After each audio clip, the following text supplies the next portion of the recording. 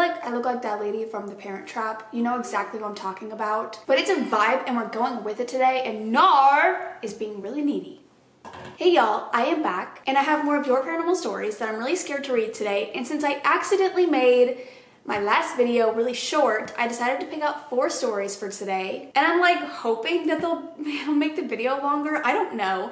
I guess I'm really bad at picking out stories now, like the length of stories. Can't tell which ones are long and which ones are not, so I picked out 4. One of them is like a no sleep kind of story, but I really wanted to read it because it's like paranormal, so whatever. It's not a real story, but I wanted to read it anyways. So I have 4, and I'm hoping that this video was like around 20 minutes. Whatever. But hopping right in, the first story says, The Woman in Black and White. This is one of many paranormal stories I have, and it's one of the more tame ones. This was when I was 21 in college with 2 of my best friends. We'll call them Brandy and Olive. We lived in a small, and I mean small, college town in the US. This was mine and Brandy's 3rd year and Olive's 2nd year. We had several other experiences throughout the previous years, like seeing demons, automatic writing, waking up with scratches, and everything in between. I have a video from when this stuff happened too. We went to the more haunted building on campus, Building C, which isn't the real name for privacy. Building C only had certain major classes in it and was designed to be for those classes. We went into the 2nd floor after hours and began playing with a Ouija board. Don't kill me. Eventually we began hearing noises, surprise, and felt some heaviness in the air. Brandy was freaked out. I mean, we all were, but Brandy was more so than Olive and me. I feel like I have lipstick on my teeth and I'm gonna check. Okay, I'm good. I had a weird feeling that there was someone there that didn't want us to be there. I made the decision to say goodbye and go back to someone's dorm. Didn't matter whose dorm, just had to get out of there. As we were leaving, I was stopped by a painting. The painting was of the woman the building was named after, Building C. I got a weird and hot feeling. Brandy and Olive were almost out of the door, so I followed. While we were walking away, we all had the urge to look back. Olive said, "Oh my God, do you see her?" Right in the office window, where we were just hanging out, was a woman. She wasn't a security guard or anyone who attended the school. She was standing in a locked office, and we would have heard her in there. But then I noticed something. She changed from being dressed in white to dressed in black. Then I had a bad feeling and we all ran. We were back in Brandy's dorm when we were trying to comprehend. I asked the other 2 if they saw the woman change from wearing all white to all black. Brandy noted she only noticed the woman in all white. Olive noticed the woman in black. I was the only one who noticed both.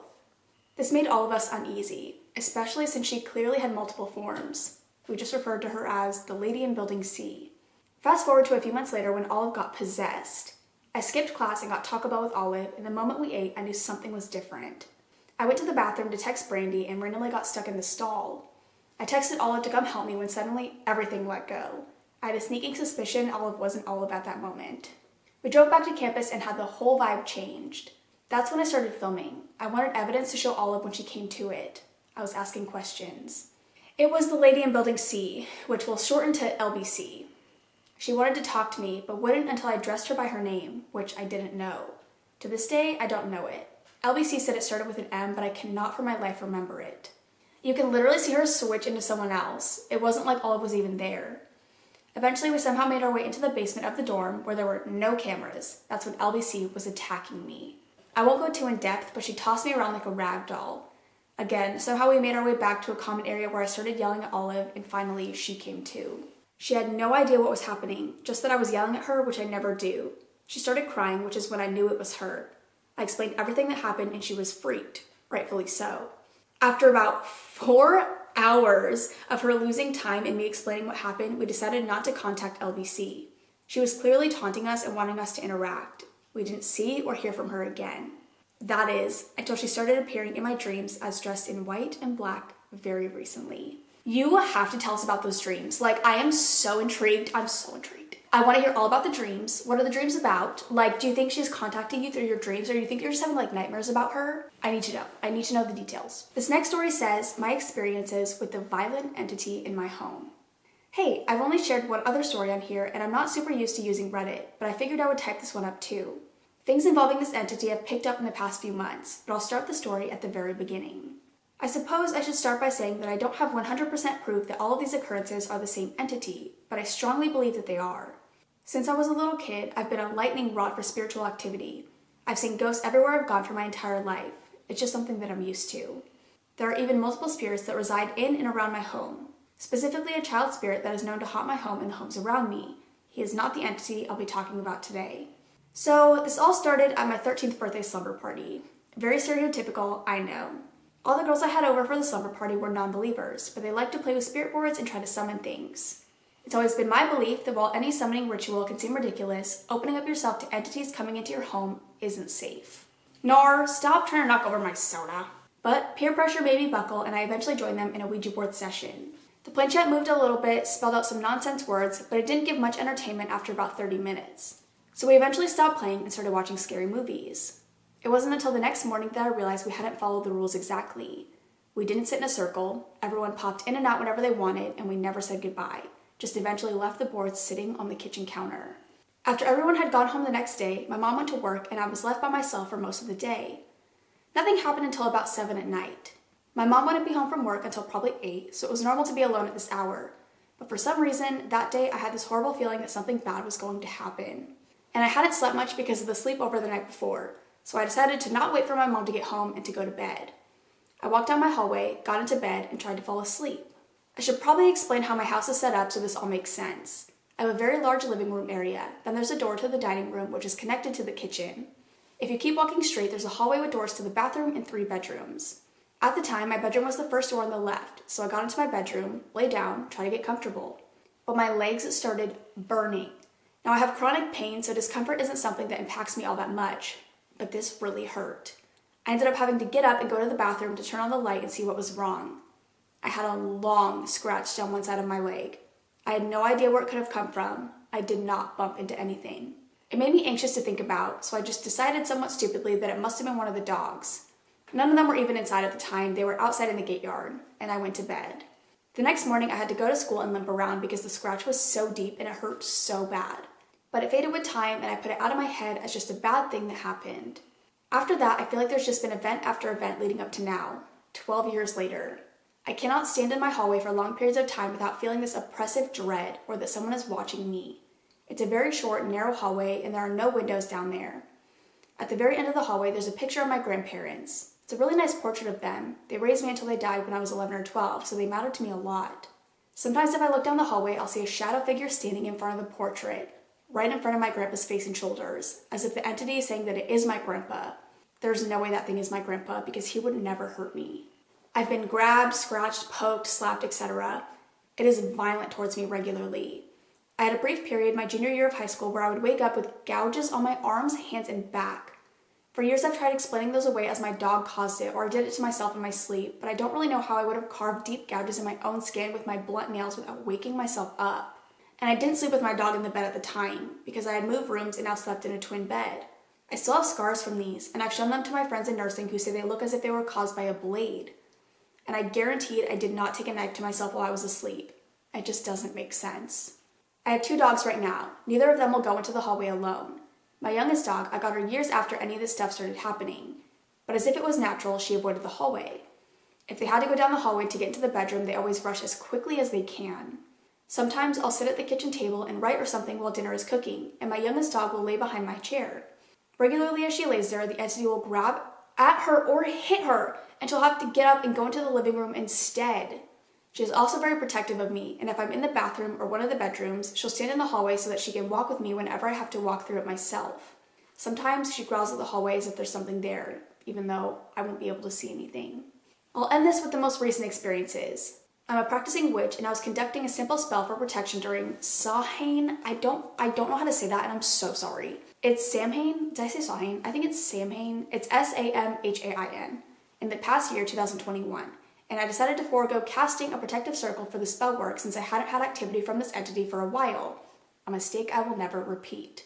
It's hard to describe exactly what happened, but essentially I was doing this spell which involved lighting candles around a pot of lavender water and lighting paper with blessing written on them to let the intentions burn into the air. As I was writing my intentions, I was suddenly overcome with this searing pain in my wrist. I write a lot, so sometimes my wrist will cramp, but it wasn't like that at all. The best way I can think to describe it is it felt like something had dug through my skin and pinched the muscle at the top of my wrist and yanked it up. My wrist lifted on its own as if it was being controlled by puppet strings. Then it made my hand hover over the candle flame. I ended up with a minor burn on the heel of my hand. Since then, the entity is back to old tricks, scratching and clawing at me whenever I walk through the hallway. I sometimes hear harsh, heavy breathing from there, and I still see the shadow figure in front of my grandpa's face from time to time. I've done several cleanses, but I'm in the process of talking to a local coven to do a more thorough one to maybe get this thing out of my home for good. Sorry that is so long. I had a lot to type up about this, but I hope you read it. I love your channel so much. Bitch, like, can you move? Like, I don't know. Okay, and somebody commented about this. When I tell you guys to move, I'm obviously not being serious. I know not everybody has the means to just like get up and move whenever they need to, but like, can you move? Like, I don't know. Can you leave? I know sometimes it's hard and like some people just don't have the financial situation to like be able to get up and move. There's a cat here. But like, I would get my ass out of there. Like, I don't know how you do it. And like, you've lived there for a long time. I'm curious, did you, because I don't know, the way the story was written, it kind of sounds like you stayed there like after everyone moved out. Like, do you live there alone? Like, did you like inherit the house kind of thing? I don't know what exactly it is. Because if you inherited the house, I totally see why you stay there, because it was probably your grandparents' house and it means a lot to you and whatever. But I'm just curious if you like live alone or how that works, or if like anyone else has ever experienced anything in this house with you. I don't know. I have a lot of questions, but I'm not gonna go on too long. And see, oh my God, okay, I'm already doing a lot better with my timing. I've already been filming for 17 minutes, which means this is probably like a solid 9 minutes of video because I mess up a lot. Okay, and this next story says, the house on Duval Street. A little backstory before I begin. Me, my mom, and my 3 brothers lived in a small house on Duval Street. This house was right next door to a huge cemetery, probably the biggest cemetery in my city. We moved out of this house about 4 years ago due to how sinister and serious the hauntings of the house were. These are only a few of many, many things that happened in this house. Most of the paranormal things that happened in the house happened to my mother. Almost everyone witnessed something paranormal at one point though. Okay, let's begin with the first story. This neighborhood was in a high crime area. This called for many door-to-door checks done by city police. One of these frequent checks was a little different though. My mom was standing in the hallway facing the front door while the policemen were standing in the doorway. In between both of them, against the wall, was a small shelf that contained stacks of CDs, and on top of that shelf was a TV. As they were standing in the doorway having a normal conversation with my mother, the CDs started basically flying across the room, like someone was swiping each CD off one by one. It was not a windy day, and even if it was, a gust of wind could not pick up a CD and make it fly across a room. Right then, one of the police officers say, "Yep, your house is haunted." I don't know, maybe it could be explained, but it was definitely a very weird occurrence. Another weird, unexplainable thing that happened in this house had to do with my brothers. They were all very, very young, 2 of them newborns and 1 a small toddler. All of them slept in the same room and each had their own cribs. The light switch was next to the door frame, and there was a window on the wall that was to the right of the door. My mom always turned the light off in my brother's room before they went to bed.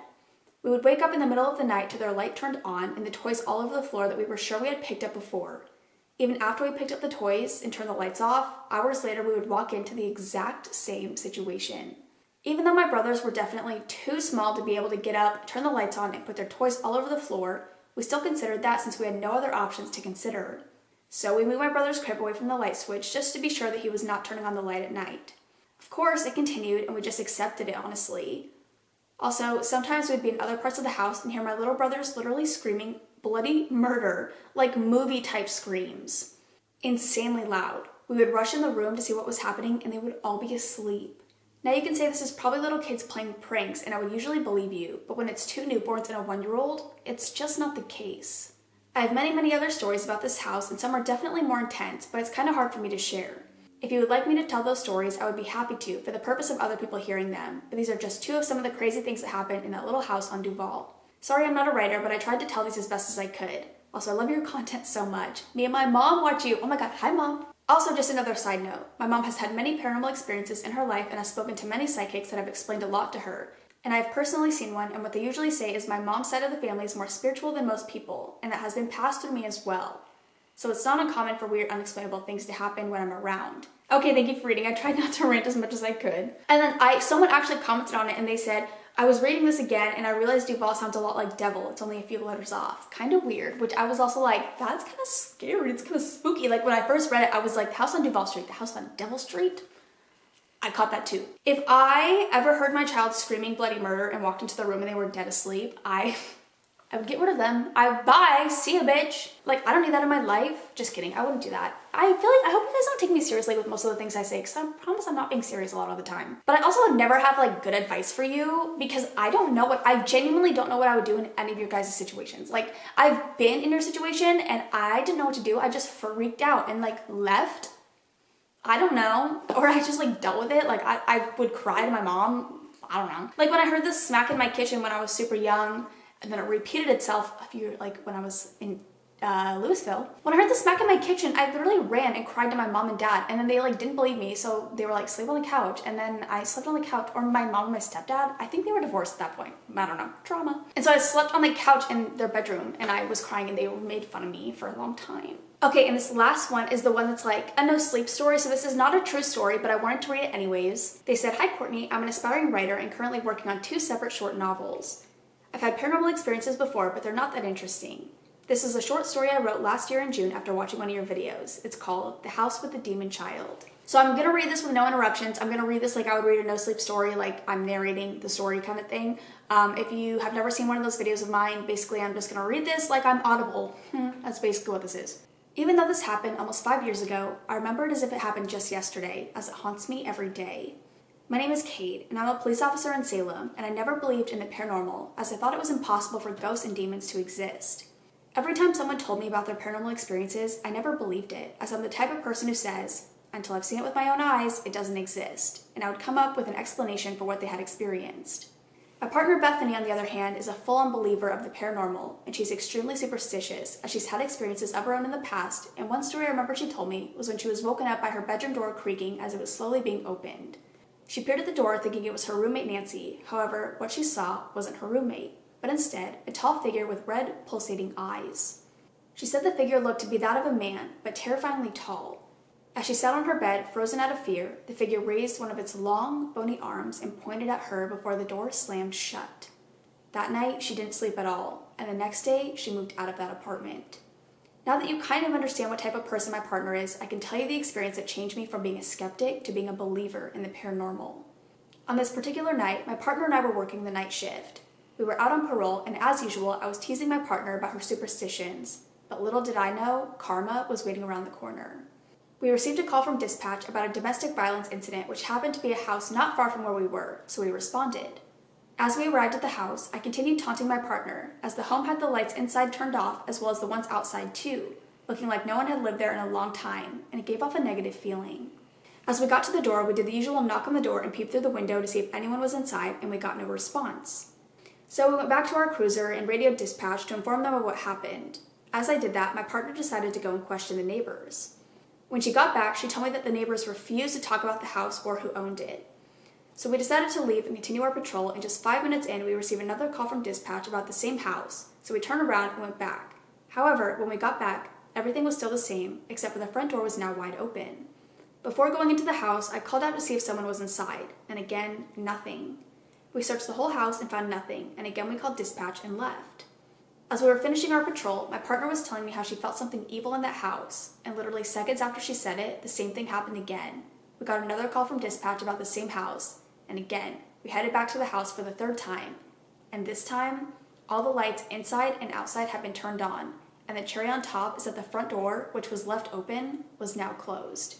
This started to scare me a bit, but I brushed it off by telling myself the owners were now probably home. As we had done before, we knocked on the door and peeped through the windows, and again, the same results. I decided to try the door, and luckily it was unlocked, but before I could walk into the house, Bethany grabbed my arm and said, "Cade, I don't think we should go inside. Something evil is in there. I can feel it." I responded to her and said, "You can wait in the cruiser if you're that scared." She released her grip on my arm and went back to the cruiser. As I entered the house, the door slammed itself shut behind me. This would have been the perfect time to take the hint to leave, but I didn't. Instead, I went further into the house, checking each room as I went on. As I got into the master bedroom, I felt a drop in temperature and again brushed it off as being cold air from an open window. But the windows in the room were closed. As I turned to leave the room and go back to Bethany, I noticed a little boy dressed in clothes which looked to be from the 1860s. However, what caught my attention was his face. He had no eyes, but instead 2 holes where his eyes should have been.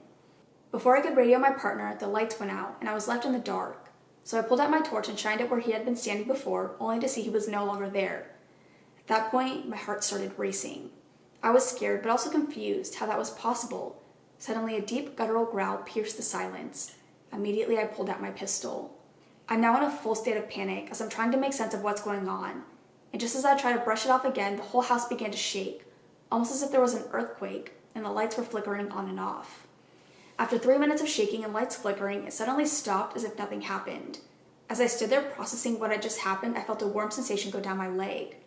The lights came on again. I look around the room and everything was as it had been when I first walked in. I started to think I was crazy until I saw the mirror. I couldn't believe it, but written on the mirror with what looked like blood were the words, "Get out." And without giving it a second thought, I got out of there. As soon as I made it outside, the door slammed hard behind me. I didn't stop running until I got to the cruiser and I jumped inside, started the car, and floored it out of there. The entire ride back to the station, I didn't say anything to Bethany. However, she could tell something wasn't right. 2 days later, I told Bethany everything that happened inside the house, and as I was saying it, I couldn't believe it was coming out of my mouth. But I now understood how she must have felt during her own paranormal experiences and why she didn't want to go inside. Needless to say, I'm a believer now, and I would never disrespect another person because of what they believe in. The house has since been demolished, and as far as I know, the land isn't under use. Wow, wait, okay, I kind of miss reading those. I kind of miss reading just fictional stories. It's kind of fun. I feel like it's fun to put different emotion into it because it's like a fictional story versus telling someone's real life story that happened. There's a hair on my camera lens. I hope you can't see that. I hope there's not just a line on the video. That would be terrible. That was an amazing short story. I really enjoyed it. It reminds me a lot of the police ghost stories that I would read. I would assume that's what you got the inspiration from, is when I read police ghost stories. I don't know, but I really liked it. But that is all I have for now. I hope you guys enjoyed. If you have any other stories you want to share with me or the community, I will have my subreddit link down below. I got some shit to ramble about at the end, so if you care to stay, you're more than welcome to. But for now, I'm gonna go. I love you guys. I will see you in the next one. Bye. So I'm having an issue lately where I sleep a lot. I sleep an unhealthy amount, and it's been going on for a while, and I've always been someone who sleeps a lot, normally 10 hours a night. I just really like to sleep. I take a lot of naps, but it's been really bad recently, and I'm sleeping a minimum of 11 to 12 hours every single night and taking naps during the day, and I'm still unbelievably tired throughout the day. And I know you guys are gonna be like, it's because you're sleeping too much, but I physically can't sleep any less than that. My body will not let me sleep any less than 12 hours a night, and then I have to take naps during the day. And so I was like, this is a problem, and I talked to my psychiatrist about it because my meds are supposed to help me have energy. And he was like, well, are you still getting your work done? And I was like, yeah. He's like, then I'm not really concerned with how much you sleep. And I was like, okay. So I went to the doctor. I went to the doctor on Tuesday. So you're seeing this on Sunday or something. I went last Tuesday, and I talked to my doctor about how much I was sleeping, and she was like, yeah, that's not normal. So I had to get blood taken on Thursday, which is actually the day that I'm filming this. I had to get 10 vials of blood taken. They took so much blood from me. I was like, give it back. So I got a bunch of blood taken today for labs, and they're gonna test for a bunch of stuff. They're gonna test for Lyme disease and valley fever and a bunch of random shit. She said she was gonna brainstorm some stuff after I left to test for that could be causing fatigue, because it's really, really, really bad. And I explained to her too, I was like, I normally sleep a lot, but the fatigue that I have is unreal. It's unfucking real. I went to bed probably around 11 last night, and then I woke up at 7 for my doctor's appointment, which is 8 hours of sleep, and I could barely drive there. I was nodding off, which is so not safe. I was fine. Realistically, if I was gonna fall asleep, I would have pulled over or would have canceled, whatever. I was fine. I made it there and back perfectly fine. I wasn't it wasn't that bad. I wasn't nodding off. I don't know why I said that, but I was very tired. I was rubbing my eyes while driving, and I was like, I need to get home so I can sleep. And then I passed out right when I got home.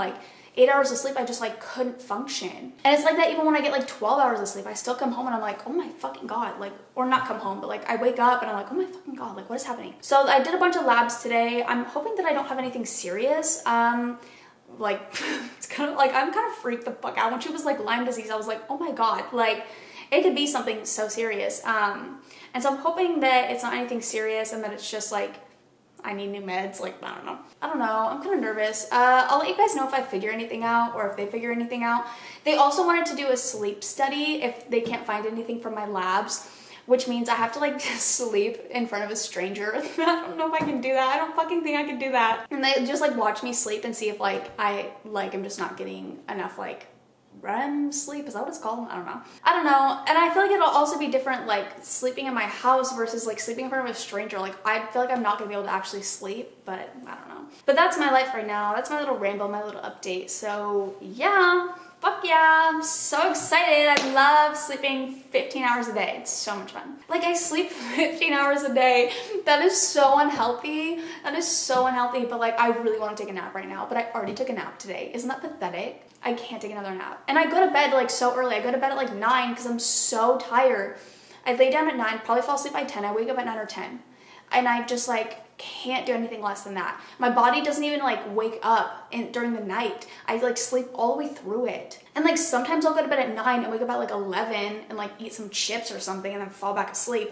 But that's the only time I like wake up. Like, my body just sleeps throughout the whole thing. It's not like I wake up at like 7 and I'm like, oh, I can sleep for a few more hours. It's not like that at all. My body does not wake up. So I don't know. I hope it's not something serious. I'm really scared. And don't freak me out in the comments. Don't start commenting different things that I could have and freaking me out because I'm already freaked out. But yeah, okay, I'm gonna go. That's just my little update. I'm gonna go. I love you so much. See ya.